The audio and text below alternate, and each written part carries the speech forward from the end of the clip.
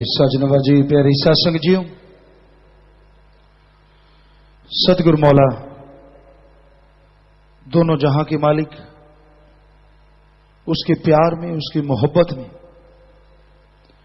चलना कोई आसान कार्य नहीं, पर असंभव भी नहीं। इंसान जब सतगुरु मालिक के लिए अपना जीवन कुर्बान करता है,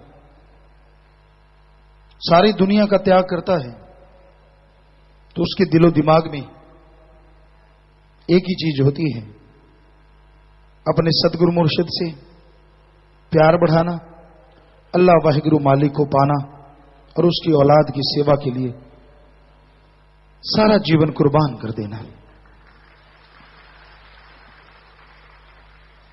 लेकिन ज्यों ज्यों समय बढ़ता है, बहुत सी इच्छाएं उसके अंदर घर कर जाती हैं।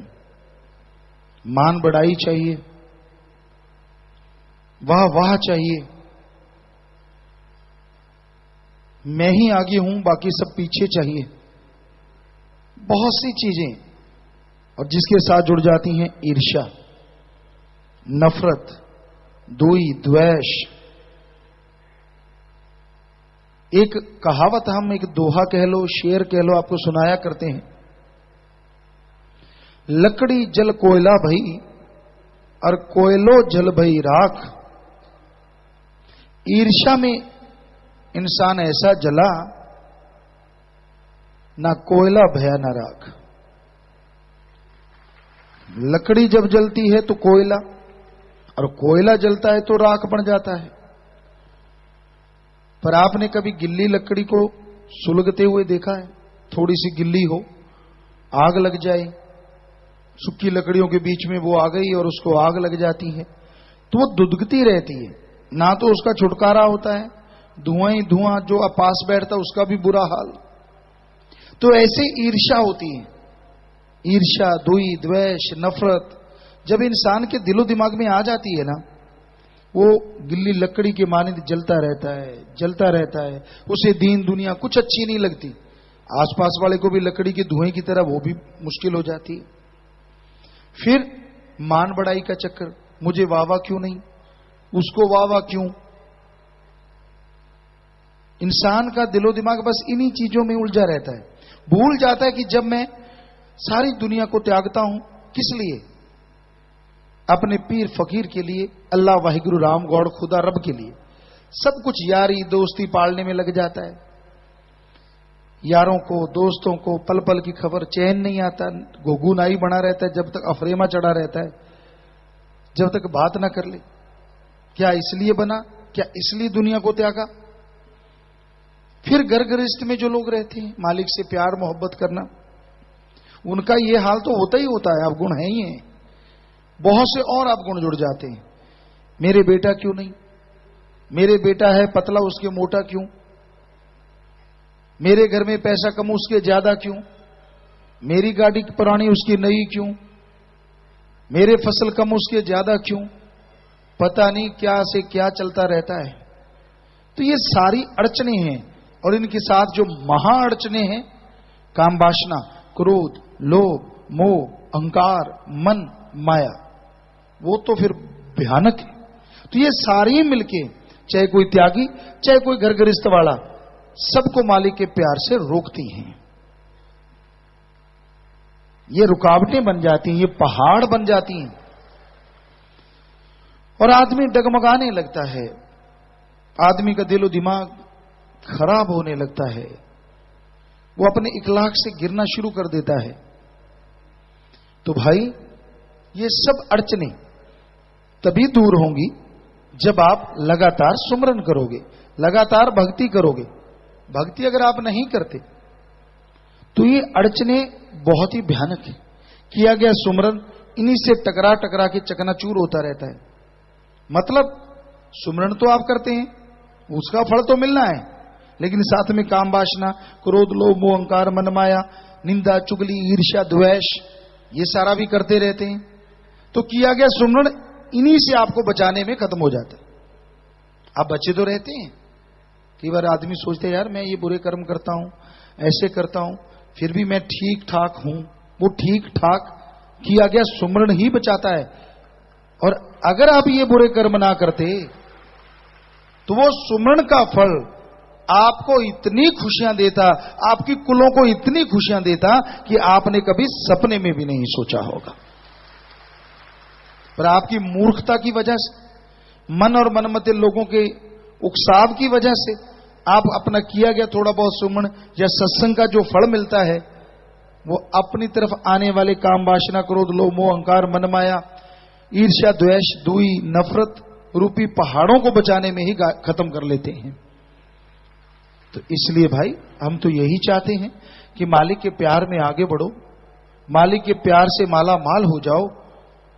पर अड़चने ये आपके जो सामने हैं, इनसे बच के निकलना कोई मामूली बात नहीं।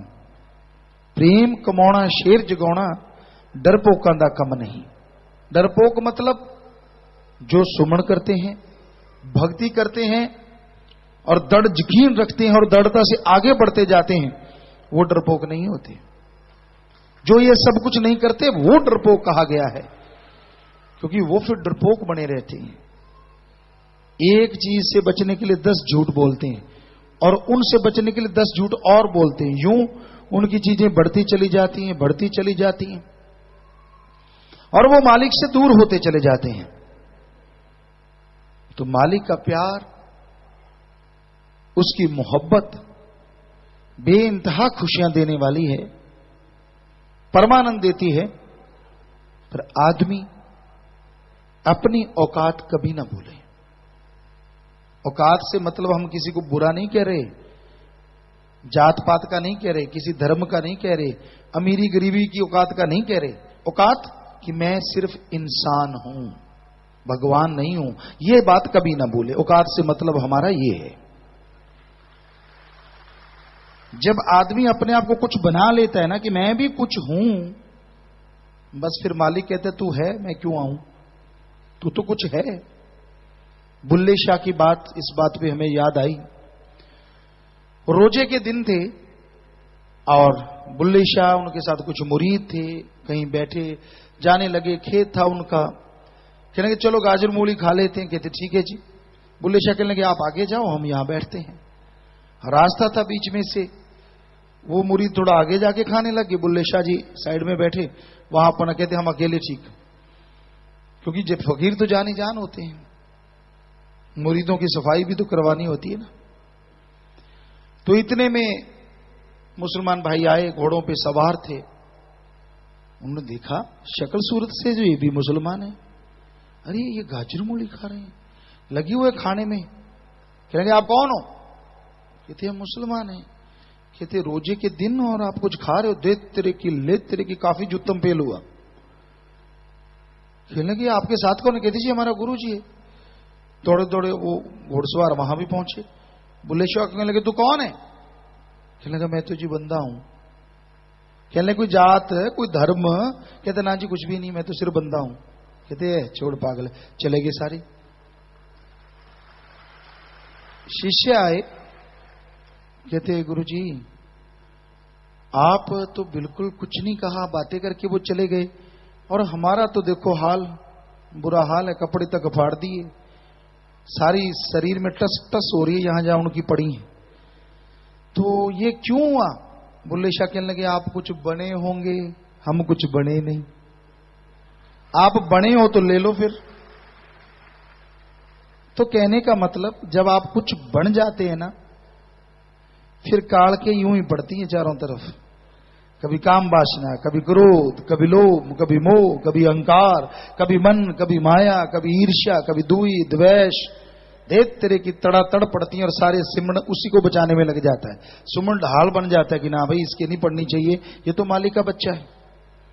फिर आप कहते हैं मैं सिमरण तो करता हूं, सत्संग तो सुनता हूं, फल क्यों नहीं मिलता? अरे कहां से मिले? वो सारा तो आपको बचाने में, आपकी की गई करतूतों को आपसे दूर करने में ही लग जाता है। कहां से आपको खुशियां लाके दे दे? कोई बचनों में काट करना शुरू कर देते, फिर तो कहना ही क्या है। फिर तो बहुत ज्यादा सुमन किया हो तो चाहे बचा ले, वरना वो आप पापों के अधिकारी बनते चले जाते हैं। तो इसलिए भाई खुशियां तो सुमन में हैं, तमाम 100% खुशी देता है। हो ही नहीं सकता कि जिसने मालिक से नाम लिया हो, दृढ़ यकीन रखता हो, उसे कोई कमी आ जाए। लेकिन कमियां आपकी जब तक निकलती नहीं, सुमन का पूरा फल आपको मिलता नहीं। तो ये इन सब कमियों को निकालने के लिए सुमन करो, सेवा करो, प्यार मोहब्बत के रास्ते पे फिर चला जा सकता है। यारी एक से ही रखो, अल्लाह वाहिगुरु राम से। कभी किसी को दोस्त बना लिया, उसको सारी पट्टी पढ़ाता है, फिर उसको दोस्त बना लिया। कईयों को तो बिना दोस्त के कब्जी हो जाती है। नहीं, हकीकत है ही। जब तक दो चार इधर उधर की ना करें तो फारिग नहीं होते उस काम से, रोटी हजम नहीं होती जब तक उनसे बातें ना कर लें। और बने भक्त हैं हम तो जी, भक्त बने किसके लिए? उस यार के लिए। अरे बने हो अल्लाह वाहिगुरु राम के लिए, उसके लिए नहीं। क्या आज ये सोच के आए थे घर से कि हम आदमी के पीछे चलेंगे? नहीं, चाहे वो गृहस्थी चाहे वो त्यागी, जो मालिक से प्यार करता है वो एक ही चीज सोच के आता है कि गुरु पीरो मुर्शिदे कामिल के वचनों पे 100% चलेंगे और वचनों पे अमल करेंगे। तो फिर ये आदमी कहां से आ गए? क्या ये वायदा नहीं लिया गया था कि ऐसा नहीं करना, सिर्फ मालिक से प्यार रखना, सारी दुनिया से प्यार रखो लेकिन बेगर्ज निस्वार्थ? वो भूल गए सारी चीजें। क्या ये वायदा किया गया था कि रोज दर्शन होंगे? क्या ये वायदा किया गया था कि पास खड़े होकर रोज ही बातें किया करेंगे? ऐसा तो नहीं। जैसी जिसकी भावना तैसा ही फल दे। भावना अगर शुद्ध नहीं होगी तो कहां से भगवान जी आके आपके पास खड़े हो जाएंगे कि आजा बेटा, दे दूं तेरे को प्यार मोहब्बत और भर दूं तेरी झोलियां। भावना शुद्ध करो। जरा सी बात होती है एक दूसरे के कान में फुस फुस फुस फुस फुस फुस, वो वैसा है, वो कैसा है। अरे तू कैसा है ये सोचा कर, कौन कैसा उससे क्या लेना है। कईयों को तो यही होता है, वो कैसे कपड़े पहन के आए, खास करके बहनों को। अच्छा, इसने तो बड़ा टौर निकाल रखा है, तेरे से उसने सुर्खी बिंदी मांग के ली है क्या? क्यों बहनों, आपसे मांग के लेते हैं? तो उनकी मर्जी, अगले लगा के आए नहीं लगा के आए, आपका पेट क्यों दुख रहा है बिना वजह? मैं कौन खाम खा, वो बड़ी बात। कईयों को यही होता है, वो देखते रहेंगे, अच्छा आ गया, फिर हमें देख लेंगे। पिताजी तो नहीं देख रहे, हाँ हम काहे को देख रहे हैं, आंखें बंद करे बैठे हैं हम तो। जब वो हमें देखते हम उधर देखने लगते कि बेटा तू चला तो आ जा। फिर उसको लगता अच्छा पिताजी ने तो नहीं देखा अपने को, खुश खुश खुश। अरे आंखें खुली हैं, जितना आपको दिखता है हो सकता है मैं थोड़ा सा ज्यादा ही दिखता हूं मानव इंसानी तौर पे भी। पता नहीं क्यों बस आदतें बनी हुई हैं। उसको देखा, अच्छा ये कैसे लग रहा खड़ा, आदमी है, आदमी की तरह लगेगा, जिन्न तो लगेगा नहीं, ना ही अप्सरा या अप्सरी लगेगी, ये तो सीधा है। लेकिन ना जी, आदतें जाती नहीं। अरे राम की तरफ ध्यान दो, भगवान की तरफ ध्यान दो। सत्संग में आके बैठे हो, सिर्फ मालिक से नाता जोड़ के रखो। किसी से आपने क्या लेना है? कोई भक्त ऊंचा है तो भी सत्कार, नॉर्मल है तो भी सत्कार। बस आप अपना स्मरण करते रहो, भक्ति करते रहो, मालिक अपने आप खुशियों से लवरेज कर देगा। तो सच्ची बातें हमें बतानी होती है ताकि आप सुधर जाएं और मालिक की खुशियों को लूट सकें। आगे आपको स्प्रिट की तरह चुभती हैं तो क्या करें, और अगर मक्खन मलमल की तरह लगती है तो फिर कहना ही क्या है। सो मान लोगे, अमल कर लोगे, बदल जाओगे तो खुशियों से लवरेज हो जाओगे। नहीं मानोगे तो भाई अपने कर्मों का बोझ उठाते रहोगे। उसमें हमारी कोई बद्दुआ नहीं है, वो तो आदमी जैसे कर्म करता है वैसा फल हर इंसान को भोगना पड़ता है।